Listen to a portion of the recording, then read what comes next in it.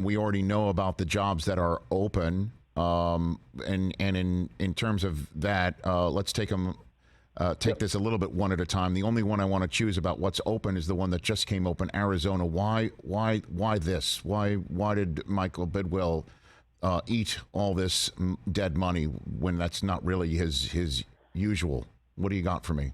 Yeah, on that? I think that the organization was just sideways. Obviously, I know Steve Keim a little bit. I know him too, and Yes. we hope the best for him and everything, and that he can get everything in order with his health and everything else. And I just think that for Michael Bidwell, it feels like this was a chance to address address problems in an organization that has really gone sideways. I don't think the relationship between Kliff and Kyler was in a great place at the end. And then obviously, Steve has his issues, and I think you're looking at this, and this is an important point. I think in all of these cases, when you get a quarterback signed to a contract like that, you can't stroke a check and make it go away.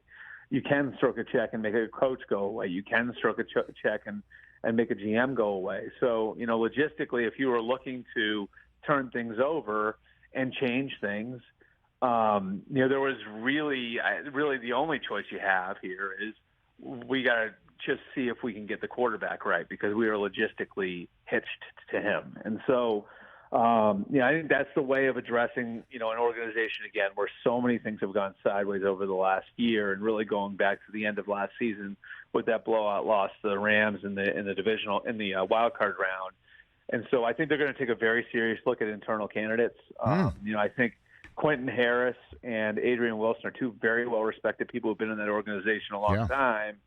And then I think Vance Joseph, who has a good relationship with Kyler Murray and has been their defensive coordinator the last few years, I think he's going to get a serious look as potentially their head coach.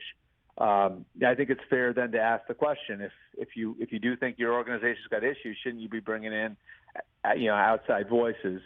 Yeah, my counter to that would be, Michael Bidwell's always looked internally first, and so if those guys show well in the interview process, it wouldn't stun me if those are the three guys running the organization. No shot at going YOLO and saying, instead of having Kyler hooked up with a guy who, was interested in them as a high school recruit and coached against him in college, why not get the guy who won a Heisman Trophy for him? Is there just even making a yellow call to USC? Just throwing a Hail Mary at the Coliseum. What do you think? Right. I think it makes some sense, and obviously, Lincoln Riley and Kliff Kingsbury, there's some scheme carryover. Both those guys played at Texas Tech. I think Lincoln Riley was actually one of Kliff Kingsbury's backups there. Is that right?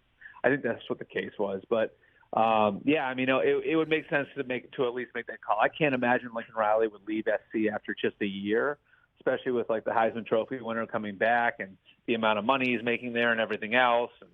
But I think if you're Michael Bidwell, you should be compelled to at least make that call. I'd also say this: I don't think I think Kliff's scheme's good. You know what I mean? So I don't think Michael Bidwell's problem would be with the offense.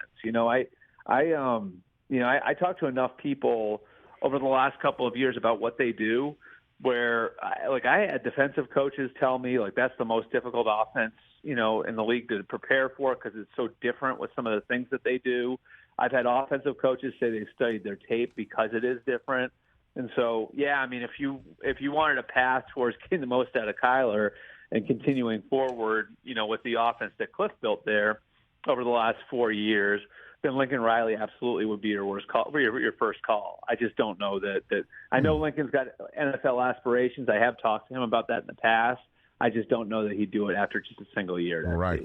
Catch the Rich Eisen Show every single day on the Roku channel, 12 to 3 Eastern, for free.